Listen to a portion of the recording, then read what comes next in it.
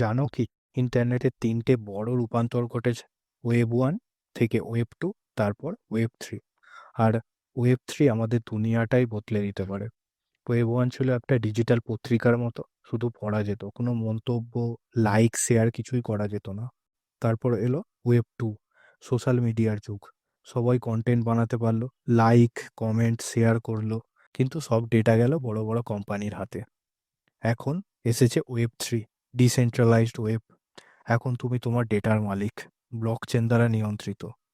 NFT, crypto, bitcoin, Dao, এইগুলো সব নতুন যুগের হাতিয়ার। কিন্তু প্রশ্ন রয়ে গেছে, ওয়েব 3 কি সত্যিই নিরাপদ? ওয়েব 3 কি বড় কোম্পানিদের হারাতে পারবে?